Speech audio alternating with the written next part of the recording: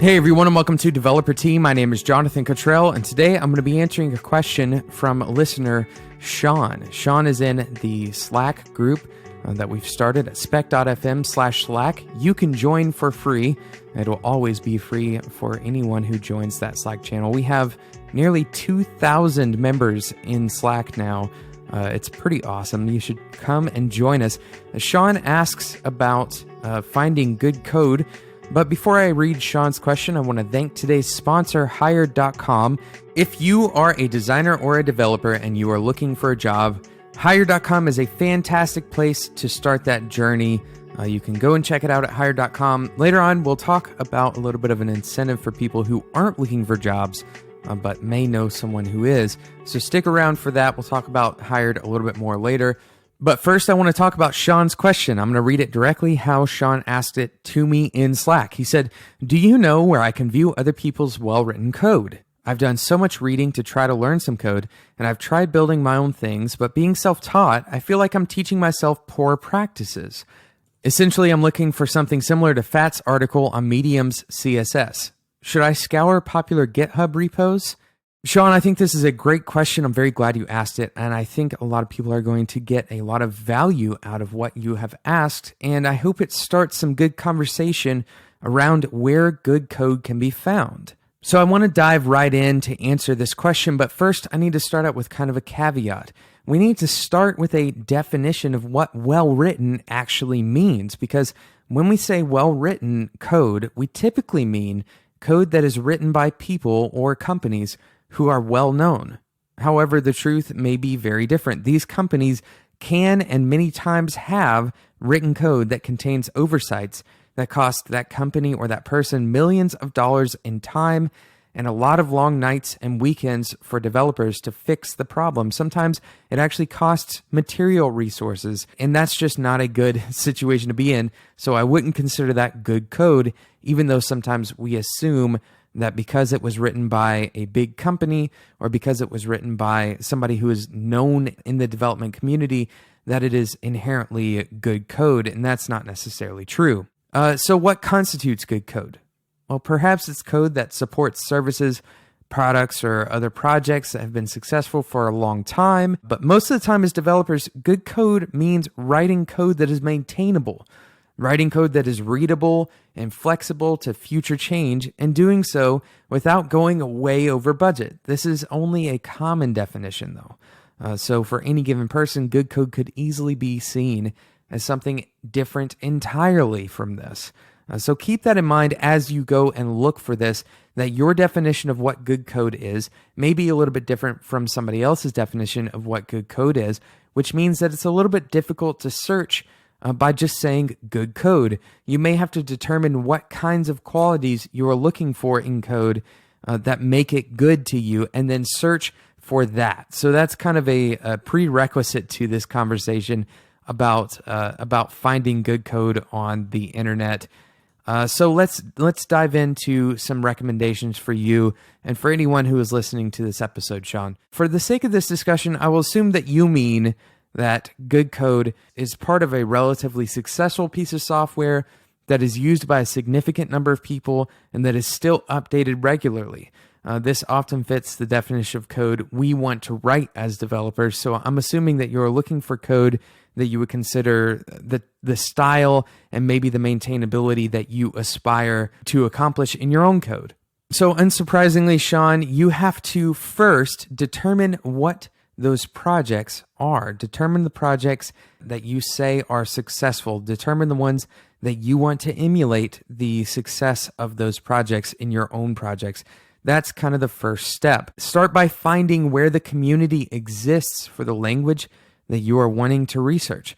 For example, the Ruby community is active in IRC. We're active on GitHub and we're active on Twitter, but we're probably less active on messaging boards, forums, Facebook, and pretty much any other venue. We're also pretty active in blogs as well. This gives you a strong, consistent channel of advice and discussion that is occurring in the community when you find these different channels that they're talking in. and will also give you some idea of the voices you can trust in the industry. Another good idea is to try to find out if there are any kind of Slack communities or something similar that the people who are writing in that particular language are involved in. I personally remember when I was first picking up jQuery, for example, I sat in the jQuery IRC room, and pretty much everybody who was on the jQuery core team used to stick around in the jQuery IRC room. So finding those locations will help you determine what voices to listen to and kind of where that code is going to be coming from, the code that you would consider good or successful code. My second tip for you, Sean, is that code is in a lot of places, but honestly, you hit the nail on the head. GitHub is a fantastic place to browse code. And that's because on GitHub, you see code in the context of the community that is developing that code. You see the people, you see the discussions, you see the history. If you dive deeply, you can see the specific code that addresses issues that have been closed in the past. You can look at pull requests.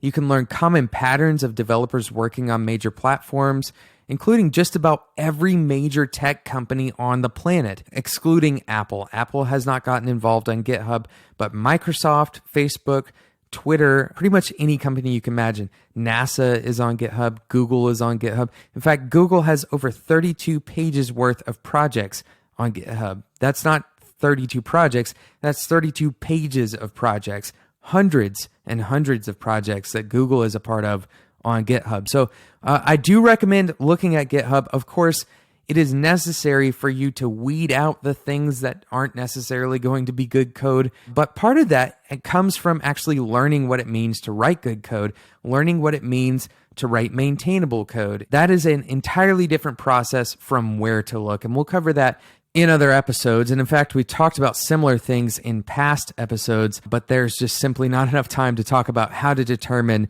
what code is considered maintainable, what types of practices you need to be looking into. But taking some time to look over the projects that you consider to be successful on GitHub can definitely be illuminating. It's also illuminating to look on GitHub to find common practices for a given language, and also to find out how people manage the projects themselves, how people manage dealing with issues over time, how long it takes people to close out certain issues, for example, the behavioral patterns of developers, the language they use to talk about the stuff that they're developing, whether it's features or the issues themselves. And so all of this can kind of add to your collective knowledge of how these developers are doing their projects, which is really the question that Sean is asking, the underlying question here, which is how are developers actually doing their projects? How is Fat's article on Medium's CSS? That's showing you how Fat and the people at Medium are actually managing the CSS at Medium. So you're not really necessarily wanting to see the exact code that Medium is using, but rather how Medium is solving the problems that they encounter when they are writing CSS for a major website like Medium. So I have one more recommendation for you, Sean, and everyone else who is listening. But first, I want to talk about today's sponsor, Hired.com. Now, we were talking about how every tech company pretty much in the world is on GitHub. And another place you can find a ton of tech companies, including GitHub themselves, is on Hired.com. Hired has over 2,000 companies that you can get offers from. And in fact, in just 10 minutes, you could get up to 10 job offers from the top tech companies around the world. The salaries are ranging from $75,000 to $250,000. They have different job types. For example, if you want to work part-time or you want to work full-time, those are both options for you at Hired.com. If you are a designer or a developer, Hired is for you. Now, I mentioned at the beginning of the show that there is an incentive for people to use Hired who aren't looking for a job. And that incentive is if you know somebody who is looking for a job and you refer them and they end up getting a job through Hired, then you can get a referral bonus of $1,337. Now, if you are the one who is looking for a job and you end up taking an offer through Hired.com, normally Hired provides a $2,000 signing bonus just as kind of a thank you. But if you use a special link that you can find in the show notes at spec.fm, you can instantly double that bonus to $4,000. Make sure you use that link when you sign up. You can find that link again in the show notes at spec.fm. Thank you again so much to today's sponsor, Hired.com. So I've been talking about Sean's question about where to find good code, and we've been talking about the definition of what good code actually is. And I have one more recommendation for you, Sean. Let's go back over the first two just so we can keep them fresh in our memories here. Start by finding the community that exists for the language that you are wanting to research. You want to find the people who are building the projects that you care about in that particular language. For example, Ruby community is active on IRC and GitHub and Twitter, and also in blog comments. The second recommendation was that code is in a lot of places, but GitHub is a great place to browse code because of the context that it provides around the code, number one. And number two, because so many major companies are on GitHub, and there is a lot of really high quality code that you can peruse on GitHub. And number three, you mentioned Fat's article on Medium CSS, but the reality is that CSS doesn't have much of a standardized format or style for writing, but most other languages do. So I would recommend for most languages that you refer to the base documentation of that language and maybe even dig into the standard libraries for that language. You'll find that there's usually a consistent style and some patterns that the authors of the code in a given language tend to use. Now, with languages like CSS that don't have much of an official standardization of patterns, there are usually methodologies that you can find online that address the lack of standardization with an opinionated solution. For example, with CSS, you can find BIM CSS or OOCSS. You want to be careful with these opinionated solutions, as these languages are often built flexibly on purpose, right? So that you can fit them to your problem that you are trying to solve, rather than writing the code based on that methodology that you found that may or may not map very well to your problem, right? So people are coming up with these methodologies all the time. They're coming up with patterns and ways of dealing with code that aren't necessarily prescribed by the code itself. And a lot of the time, these are really useful things for us to learn about. BIM or OOCSS for CSS can help you think about the problems that CSS has on its own and think about ways of mitigating those problems. But sometimes those patterns aren't necessarily the best solution for your problem. So keep that in mind as you go forward, Sean.